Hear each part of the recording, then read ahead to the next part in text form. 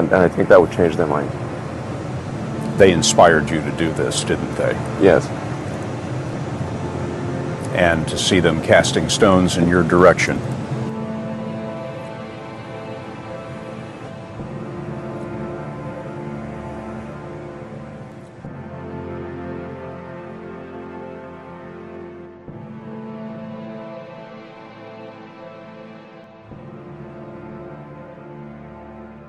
Critics say you can't do this. Your answer to them is, we've done it.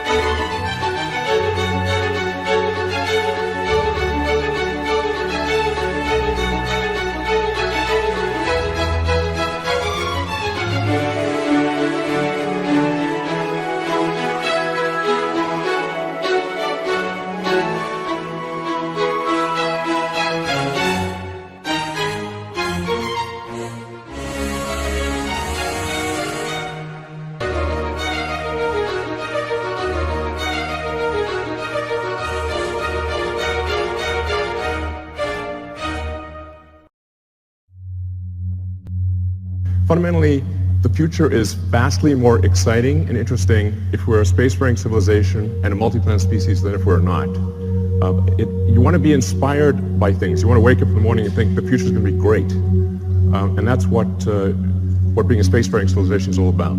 It's about believing in the future and thinking that the future will be better than the past. And I can't think of anything more exciting than going out there and being among the stars. This is the updated design for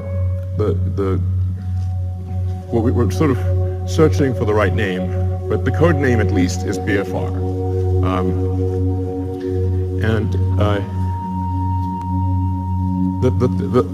Probably the most important thing that I want to convey in this presentation is that I think we have figured out how to pay for it.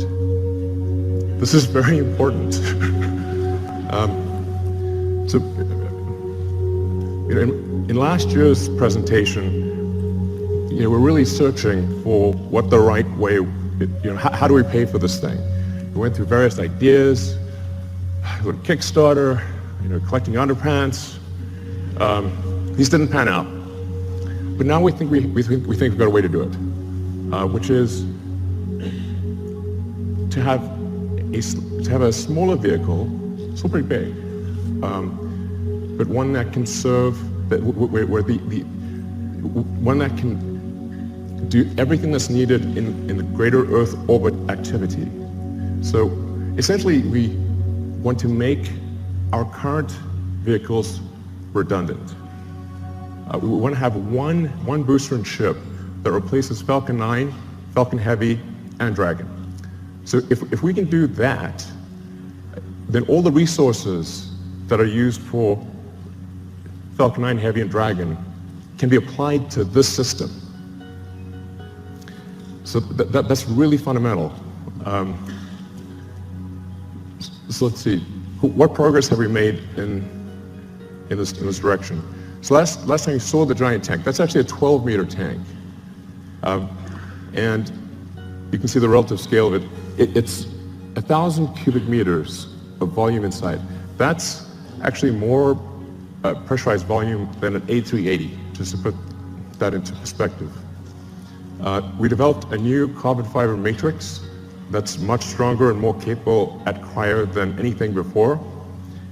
And it holds 1,200 tons of liquid oxygen. So we tested it. So we successfully tested it up to its design pressure. And then went a little further. So we wanted to see where it would break. And we found out where it would break. It shot about 300 feet into the air and landed in the ocean. We fished it out, but we've now got a pretty good sense of what it takes to create a huge carbon fiber tank that can hold cryogenic liquid. That's actually extremely important for making a light spaceship. The next key element is on the engine side. We have to have an extremely efficient engine. So the Raptor engine will be the highest thrust-to-weight engine, we believe, of any engine of any kind ever made. We already have now 1,200 seconds of firing across 42 main engine tests. We fired it for 100 seconds. It could fire for much longer than 100 seconds. That's just the size of the test tanks. And then the duration of the firing you're seeing right now is about 40 seconds, which is the length of the firing for landing on Mars. The test engine currently operates at 200 atmospheres, or 200 bar. The flight engine will be at 250 bar, and then we believe over time we could probably get that to a little over 300 bar. The next key element is propulsive landing. So in order to land on a place like the moon where there is no atmosphere, and certainly no runways, or to land on Mars where the atmosphere is too thin to land, even if there were runways to land with a wing, you really have to get propulsive landing perfect. So that's what we've been practicing with Falcon 9. So this is just a series of landing videos. I think these are quite mesmerizing. But we now have 16 successful landings in a row. And that's with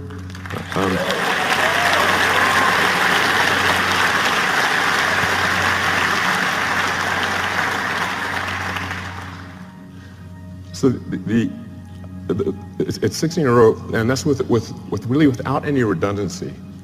So Falcon 9 lands on a single engine. The final landing is always done with a single engine, whereas BFR will always have multi-engine out capability.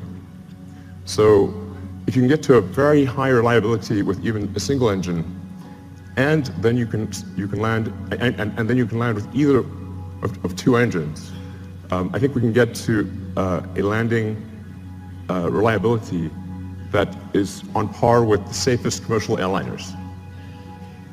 So you can essentially count on the landing. It's not like you want minimum pucker factor on landing. And it can land with also very high precision. In fact, we believe the precision at this point is good enough for false landing that we do not need legs for the next version. It will literally land with so much precision, it will land back on its launch mounts. So the launch rate is also is increasing exponentially. Particularly when you take tanking or refilling on orbit into account, and taking the idea of establishing a self-sustaining base on Mars or the moon or elsewhere, seriously, you need ultimately thousands of ships and tens of thousands of retanking or refilling operations, which means you need many launches per day. You really need to be looking, in terms of how many landings are occurring, you need to be looking at your watch, not your calendar. So while this is quite a high launch rate that we're talking about here, by conventional standards, it's still a very small launch rate compared to what will ultimately be needed. But just for those who are unfamiliar with how many orbital launches occur every year, it's approximately 60 orbital launches occur per year, which means if SpaceX does do something like 30 launches next year, it'll be approximately half of all orbital launches that occur on Earth. The next thing is automated rendezvous and docking. So in order to retank or refill the spaceship in orbit, you have to be able to rendezvous and dock with the spaceship with very high precision and transfer propellant. So that's one of the things that we've perfected with Dragon. Dragon 1 will do an automated rendezvous and docking without any pilot control to the space station.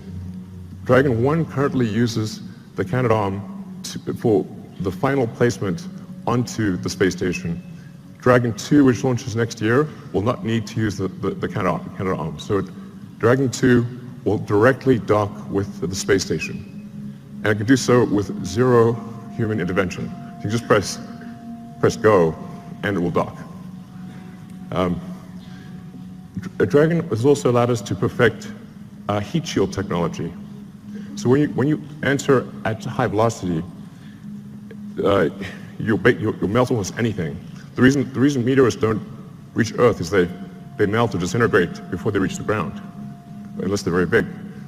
So you have to have a sophisticated heat shield technology that can withstand unbelievably high temperatures, and that's what we've been perfecting with Dragon, and also a key part of any planet colonizing system. Next slide. So Falcon 1, this is where we started out. A lot of people really only heard of SpaceX relatively recently. So they may think, say, Falcon 9 and Dragon just instantly appeared, and that's how it always was. But it wasn't. We started off with just a few people who really didn't know how to make rockets. And the reason I ended up being the chief engineer or chief designer was not because I wanted to, it's because I couldn't hire anyone. Nobody good would join. So ended up being that by default. And I messed up the first three launches. The first three launches failed. Unfortunately, the fourth launch, which was that was the last money that we had for Falcon 1, the fourth launch worked, or that would have been it for SpaceX. But fate liked us that day. So the fourth launch worked. And it's interesting, today is the 9th anniversary of that launch.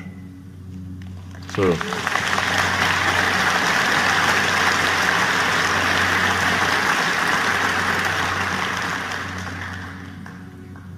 I didn't realize that until I was told that just earlier today, but it's a very emotional day, actually. But Falcon 1 was quite a small rocket. When we're doing Falcon 1, we're really trying to figure out what is the smallest useful payload that we could get to orbit. I thought, okay, something around half a ton to orbit would be able to launch, that can launch a decent-sized small satellite to low Earth orbit, and that's why we sized Falcon 1. But it's really quite small compared to Falcon 9. So Falcon 9, particularly when you factor in payload,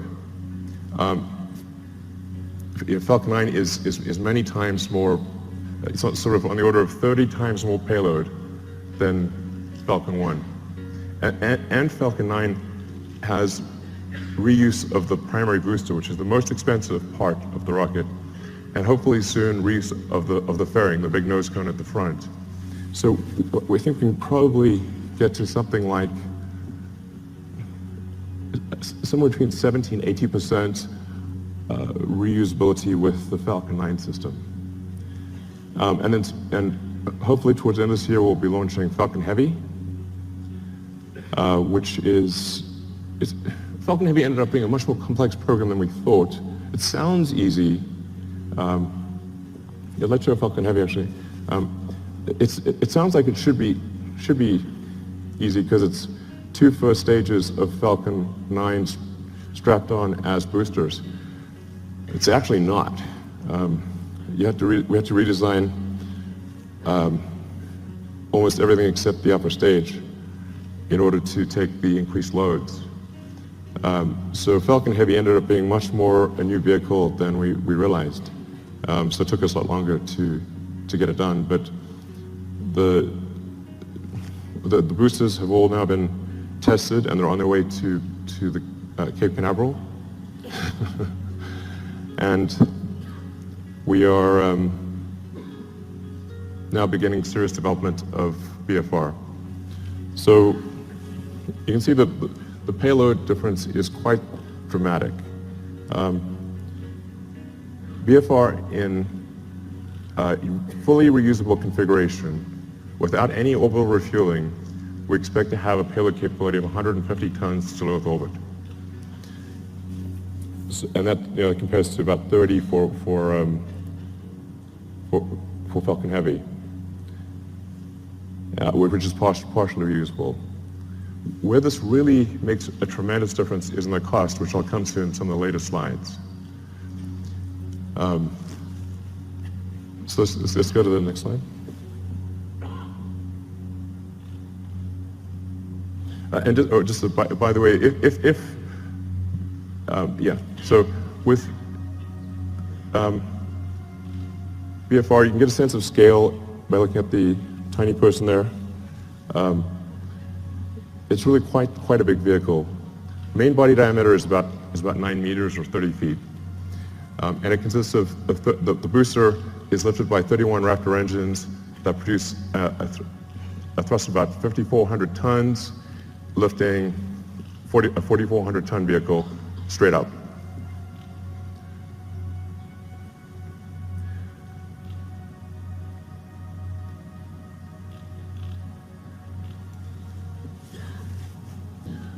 So then, just the basics about the ship: 48-meter length, dry mass we're expecting to be about 85 tons. But technically, our design says 75 tons, but inevitably there's mass growth. And that ship will contain 1,100 tons propellant with a ascent design of 150 tons and a return mass of 50. So you can think of this as essentially combining the upper stage of the rocket with Dragon. It's like the Falcon 9 upper stage and Dragon were combined. So I'll go into each of these items in detail, but you've got the engine section in the rear, the propellant tanks in the middle, and then a large payload bay in the front. And that payload bay is actually 8 stories tall. In fact, you can fit a whole stack of Falcon 1 rockets in the payload bay. Compared to the design I showed last time, you'll see that there is a small delta wing at the back of the rocket. The reason for that is in order to expand the mission envelope of the BFR spaceship. Depending on whether you're landing or you're entering, combining the upper stage of the rocket with Dragon. It's like if Falcon 9 upper stage and Dragon were combined. So I'll go into each of these items in detail, but you've got the engine section on the rear, the propellant tanks in the middle, and then a large payload bay in the front. And that payload bay is actually 8 stories tall. In fact, you can fit a whole stack of Falcon 1 rockets in the payload bay. Compared to the design I showed last time, you'll see that there is a small delta wing at the back of the rocket. The reason for that is in order to expand the mission envelope of the VFR spaceship. Depending on whether you're landing or you're entering a planet or a moon that has no atmosphere, a thin atmosphere, or a dense atmosphere, and depending on whether you're re-entering with no payload in the front, a small payload, or a heavy payload, you have to balance the rocket out as it's coming in. And so the delta wing at the back, which also includes a split flap for pitch and roll control, allows us to control the pitch angle despite having a wide range of payloads in the nose and a wide range of atmospheric densities. So we try to avoid having the delta wing, but it was necessary in order to generalize the capability of the spaceship such that it could land anywhere in the solar system. So let's look at a couple of things in detail.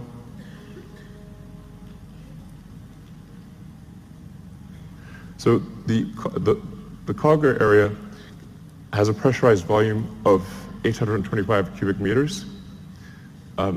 This also is greater than the pressurized area of an A380.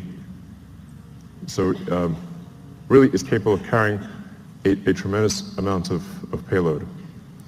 In a Mars transit configuration, since you'd be taking 3 months in a really good scenario, but maybe as much as 6 months, some number of months, single-digit months, you probably want a cabin, not just a seat. So the Mars transit configuration consists of 40 cabins, and it sort of depends on, you could conceivably have 5 or 6 people per cabin if you really want to cram people in. But I think mostly we would expect to see 2 to 3 people per cabin. And so normally about 100 people per flight to Mars. And then there's a central storage area, galley, and a solar storm shelter, entertainment area, and I think probably a good situation for at least VFR version 1.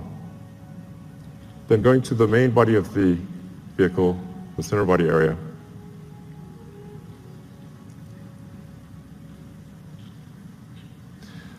This is where the propellant is located. And this is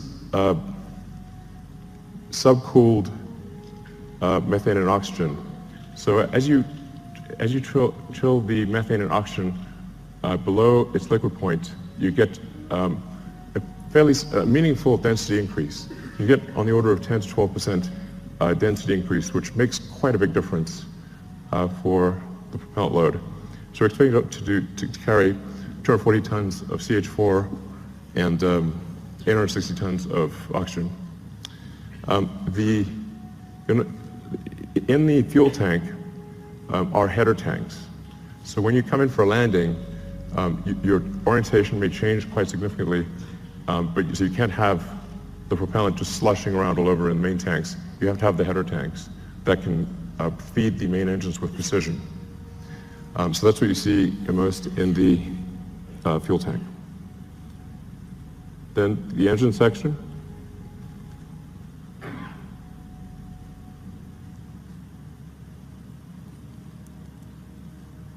So the ship engine section consists of four vacuum Raptor engines and 2 sea-level engines.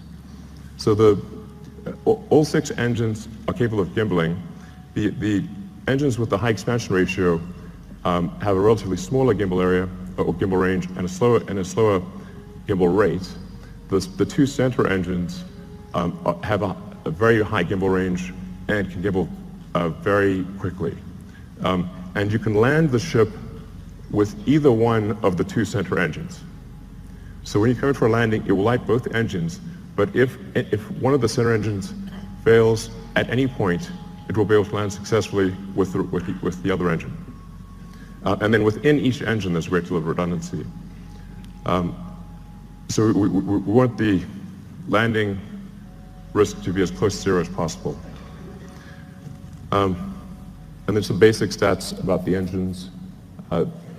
The sea level engines are about a 330 ISP at sea level. The alpha stage engine is 375. Now, this is version 1. So I think over time, there's potential to increase that specific impulse by 5 to 10 seconds. And as I was mentioning, also increase the chamber pressure by 50 bar or so. And then for refilling, we just saw the 2 ships would actually mate at the rear section. They would use the same mating interface that they used to connect to the booster on liftoff. So we'd reuse that mating interface and reuse the propellant fill lines that are used when the booster is, when the ship is on the booster. And then to transfer propellant, it becomes very simple. Use control thrusters to accelerate in the direction that you want to empty. So, if you accelerate in this direction, propellant goes that way, and you transfer the propellant very easily into from the tanker to the ship. So going to rocket capability. This gives you sort of a rough sense of rocket capability, starting off at the low end with the Falcon 1 at a half ton, and then going up to BFR at 150. So I think it's important to note that BFR has more capability than Saturn V, even with full reusability. But here's the really important fundamental point. Let's look at the launch cost.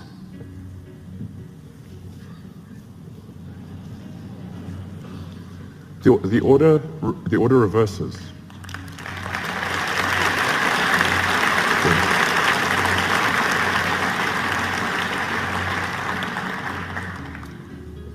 Now, at first glance, this may seem ridiculous, but it's not. The same is true of aircraft. If you bought, say, a small single-engine turboprop aircraft, that would be $1.5 to $2 million. To charter a 747 from California to Australia is $500,000, there and back. The single-engine turboprop can't even get to Australia. So a fully reusable system, a fully reusable giant aircraft like a 747 costs a third as much as an expendable tiny aircraft. In one case, you have to build an entire aircraft. In the other case, you just have to refuel something. So it's really crazy that we build these sophisticated rockets and then crash them every time we fly. This is mad. I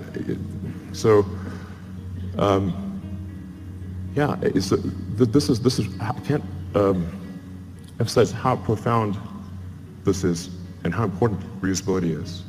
And often I'll be told, but you could get more payload if you made it expendable. I say, yes, you could also get more payload from an aircraft if you got rid of the landing gear and the flaps and just parachute it out when you got to your destination. But that would be crazy and you would sell 0 aircraft.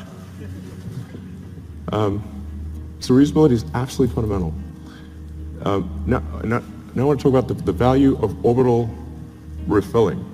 This is also extremely important. So if you just fly BFR to orbit and don't do any refilling, it's pretty good. You'll get 150 tons to low Earth orbit and have no fuel to go anywhere else.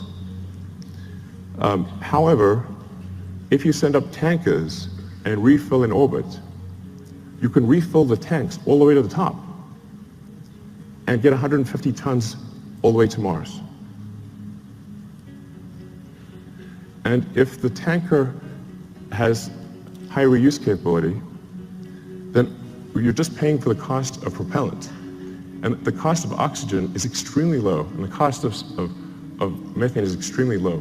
So if that's all you're dealing with, the cost of refilling your spaceship on orbit is tiny, and you can get 150 tons all the way to Mars. So automated rendezvous and docking and refilling, absolutely fundamental. So then getting back to the question of how do we pay for this system,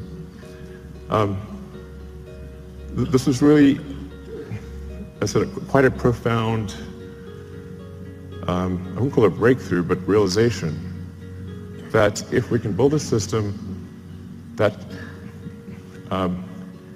cannibalizes our own products, makes our own products redundant, then all of the resources, which are quite enormous, that are used for Falcon 9 Heavy and Dragon, can be applied to one system. Some of our customers are conservative, and they want to see BFR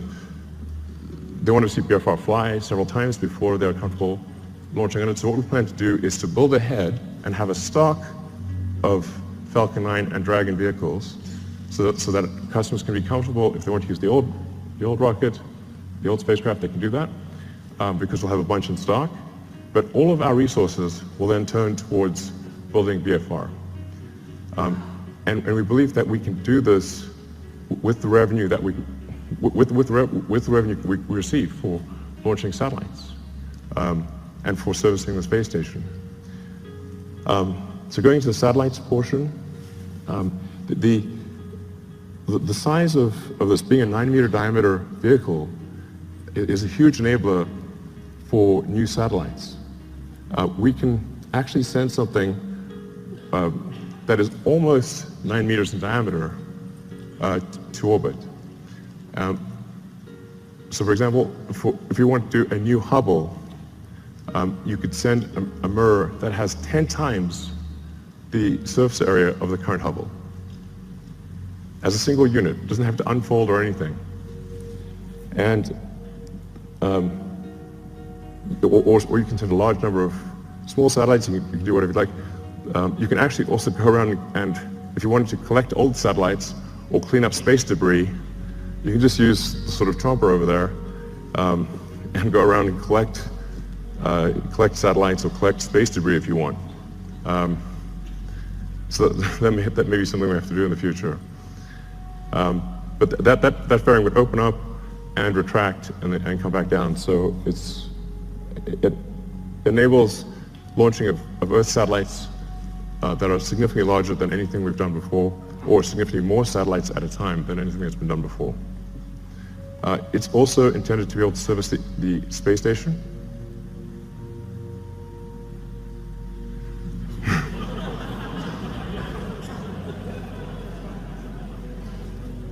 I know it looks a little big relative to the space station, but the shuttle also looked big, so it'll work. Looks a little outsized, but it'll work. So it'll be capable of doing what Dragon does today in terms of transporting cargo, and what Dragon 2 will do in terms of transporting crew and cargo. So do the space station servicing. It can also go obviously much further than that, like for example the moon. Based on the calculations we've done, we can actually do lunar surface missions with no propellant production on the surface of the moon. So if we do a high elliptic parking orbit for the ship and retank in a high elliptic orbit, we can go all the way to the moon and back with no local propellant production on the moon.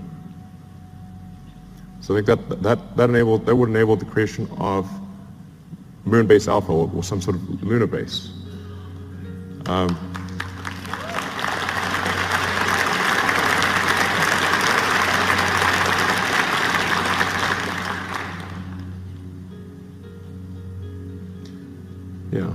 it's quite captivating. So you can also see, for example, how do you transfer cargo from the cargo bay down to the ground is a crane. It's not very complicated.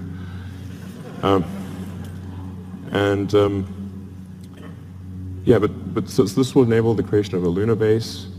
And it's 2017. I mean, we should have a lunar base by now. What the hell's going on?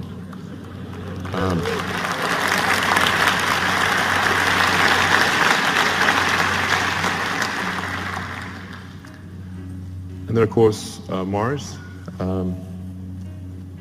becoming a multi-planet species. Beats the hell out of being a single-planet species.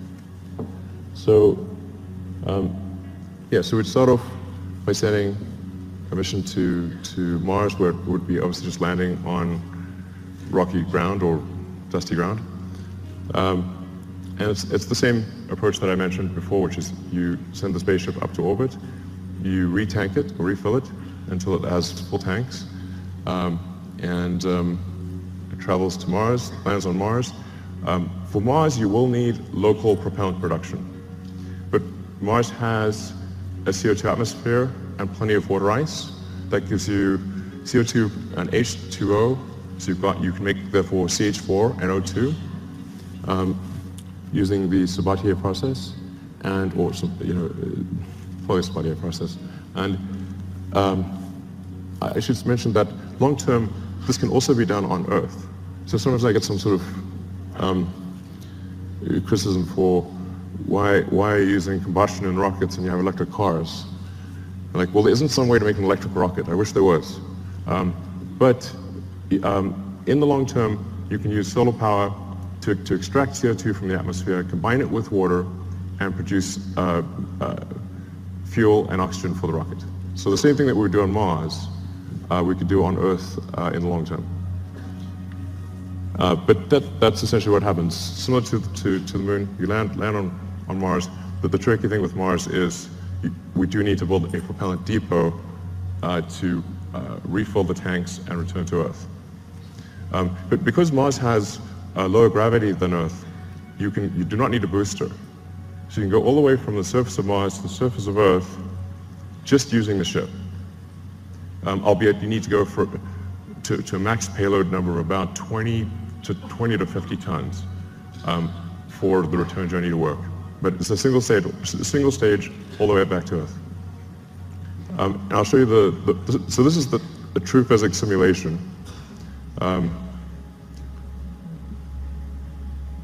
This will last about a minute. So you come in, you're entering very quickly, going 7.5 kilometers a second. For Mars, there will be some ablation of the heat shield. So it's just like a sort of brake pad wearing away. It is a multi-use heat shield, but unlike for Earth operations, it's coming in hot enough that you will see some wear of the heat shield. But because Mars has an atmosphere, albeit not a particularly dense one, you can remove almost all the energy aerodynamically. And we've proven out supersonic retropropulsion many times with Falcon 9, so we feel very comfortable about that. This is because it's sort of, you can see it's sort of a mesh system. It's not meant to be sort of particularly pretty because it just tries to simulate the physics of it. But the size of the cone gives you a rough approximation for how much thrust the engines are producing.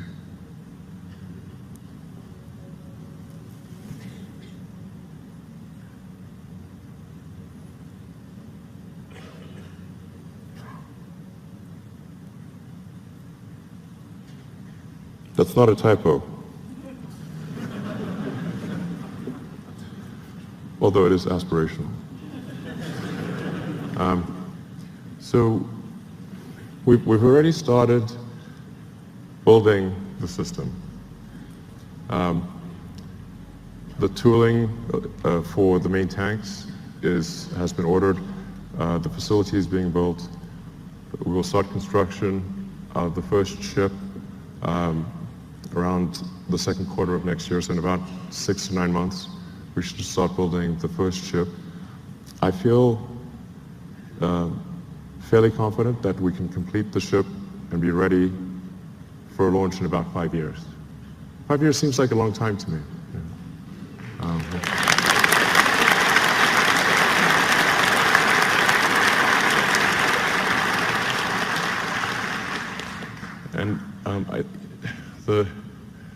The area under the curve of resources over that period of time should enable this time frame to be met. But if not this time frame, I think pretty soon thereafter. But that's our goal, is to try to make the 2022 Mars rendezvous. The Earth-Mars synchronization happens roughly every 2 years. So every 2 years there's an opportunity for to fly to Mars. So then in 2024, we want to try to fly 4. I feel fairly confident that we can complete the ship and be ready for launch in about 5 years. 5 years seems like a long time to me.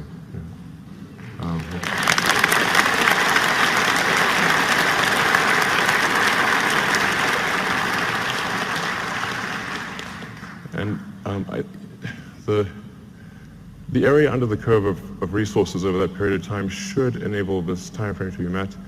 But if not this time frame, I think pretty soon thereafter.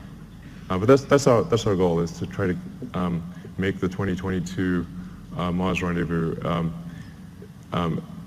The Earth-Mars synchronization happens roughly every 2 years. So every 2 years there's an opportunity for to fly to Mars. So then in 2024, we want to try to fly 4 ships, 2 of which would be crewed, and 2 of which two cargo and two crew. The goal of these initial missions is to find the best source of water. That's for the first mission, and then the second mission, the goal is to build the propellant plant. So we should, particularly with 6 ships, there have plenty of landed mass to construct the propellant depot, which will consist of a large array of solar panels, very large array, and then everything necessary to mine and refine water, and then draw the CO2 out of the atmosphere, and then create and store deep cryo CH4 and O2.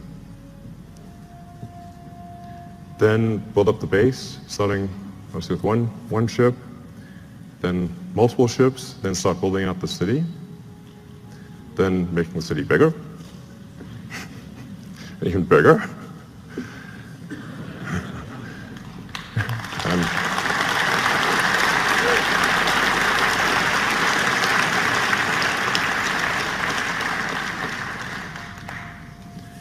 And over time, terraforming Mars and making it really a nice place to be. Thanks. Give me it.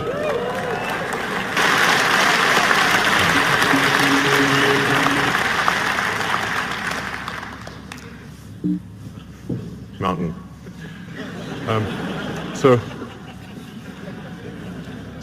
the great thing about going to space is there's no friction. So once you're out of the atmosphere, you will go, it was smooth as silk, no turbulence, nothing. There's no weather, there's no atmosphere.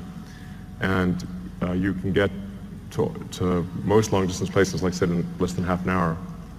And if we're building this thing to go to the moon and Mars, then why not go to other places on Earth as well? All right, thank you.